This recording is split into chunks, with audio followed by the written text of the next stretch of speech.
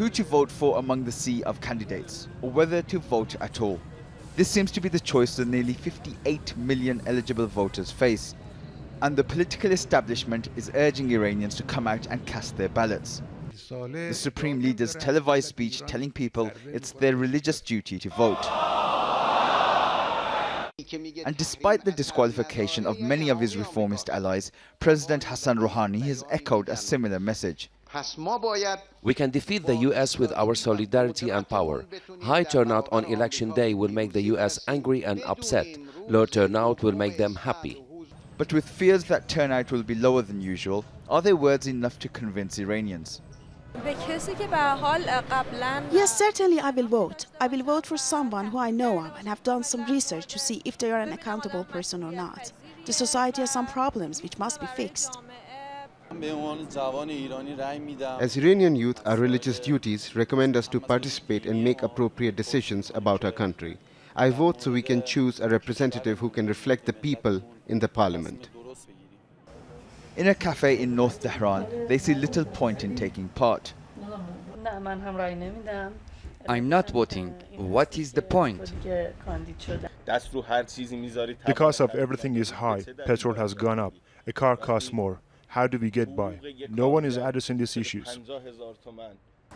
The Iranian economy has struggled under US sanctions since Donald Trump pulled out the nuclear deal in 2018. Inflation for last year was nearly 40%. Many don't have enough money to buy fresh fruit. They just buy damaged, stale fruits. Some even steal. The purchasing power has dropped. Just in the last 2 weeks, the price of meat has increased. Some people just end up eating less meat because they can't afford it. These concerns seem to have been reflected in the candidates' campaigns. Despite talk of the threat posed by the US, the sanctions and potential conflict, it's the bread and butter issues that seem to be of major concern to voters here. The state of the economy, the rising cost of living and delivering meaningful change. Regardless of which political faction wins the majority of seats, they will have to address the economic concerns of the people, but with limited options at their disposal. Baig, Al Jazeera, Tehran. OK, let's take a closer look at Iran's political system. The highest-ranking authority is the Supreme Leader, Ayatollah Ali Khamenei. He's Commander-in-Chief of the armed forces, including the Islamic Revolutionary Guard Corps. The President, Hassan Rouhani, deals with the day-to-day running of the country.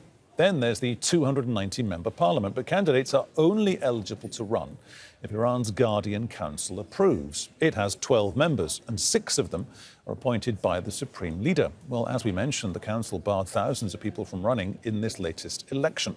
Bernard Smith is live for us in the central Iranian city of Isfahan. So, Bernard, there are worries of a low turnout. What are the risks of that? Well, Peter, the risks are that the government is increasingly isolated. Iran is increasingly isolated internationally. Is the risk of conflict with the US over the nuclear standoff. And so the government wants to show that it's got public support behind it, and that's why it wants a good turnout. The spokesman for the Guardian Council said he's expecting around a 50% turnout. So he's already downplaying expectations, because in previous parliamentary elections, turnout's been over 60%. So a low turnout below 50% will be embarrassing for the government. You could also see possibly a parliament with more hardliners in it, because the people who will turn out to vote are the ones who support hardline candidates. It's the pro-reform candidates, those that have been allowed to stand, that are at the greatest risk. Their supporters, like everybody else, are angry with the crumbling economy and the high rate of inflation, but they're also angry with the crackdown on protests towards the end of last year, where there were reports unconfirmed that several hundred people were killed and thousands injured, and they're angry with the downing of that Ukrainian passenger jet and then the attempt to cover up who was behind the downing of that jet, Peter. When do the polls open, and when do we think we'll get a result?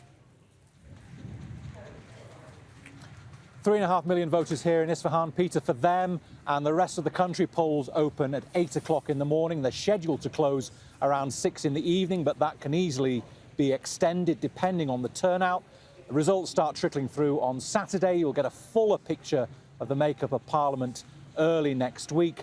but all that has to be approved by the Guardian Council and the final results, and that could take about 2 to 3 weeks, maybe even a month, Peter.